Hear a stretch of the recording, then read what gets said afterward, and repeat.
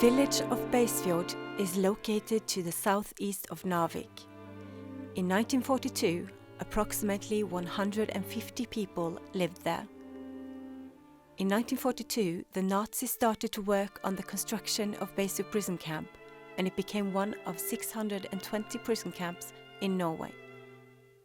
Yugoslavian prisoners were sent from Belgrade to Narvik to build roads. On 24th of June 1942, 900 prisoners land in Narvik. 88 of the prisoners are 14 to 18 years old. The Yugoslavian prisoners are civilians who have fought against the Nazis who invaded Yugoslavia in 1941. They are not soldiers and are therefore not protected by the rules of war, the Geneva Conventions. The message is, you are here to work and to die.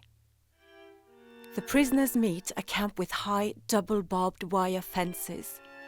The camp managers are SS officers, German guards from the Order Police, and Norwegian herd guards from the military part of the Norwegian Nazi Party.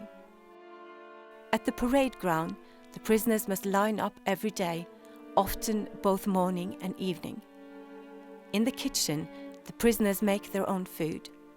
The daily rations are very small.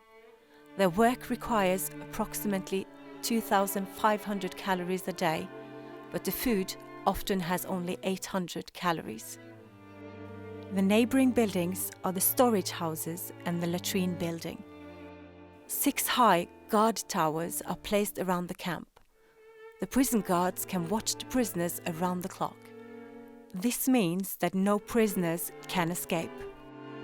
There are a total of 7 prisoner barracks with 150 prisoners in each. Each prisoner has less than 1 square meter of space and sleeps on a blanket on the floor. Due to little food, bad hygienic conditions, and long and brutal working days with cruelty, a third of the prisoners get sick in just a few weeks. In the middle of July 1942, the Nazis believe that several prisoners have typhus, a very dangerous and infectious disease.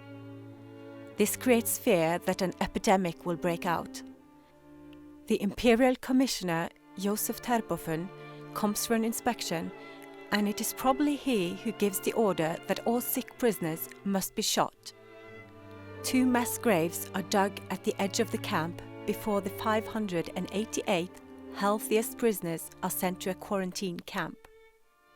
The night between 17th and 18th of July 1942, they start to shoot the remaining 287 presumed sick prisoners.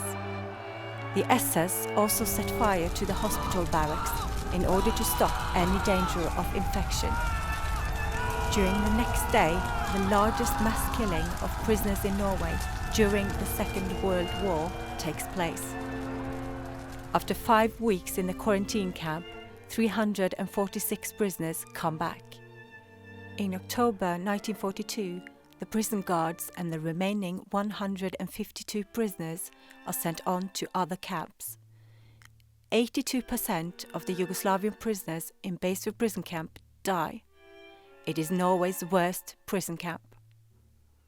New prisoner barracks are erected on the site of the fire. 600 Soviet prisoners of war come to the camp as forced laborers. The German military, Wehrmacht, took over the management.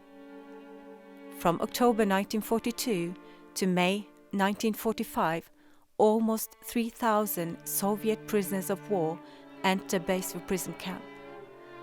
Of these, 347 prisoners die, most of sickness.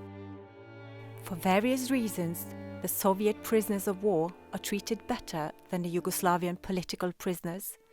They have more contact with and help from the local population, and give items made in the workshop as a thank you.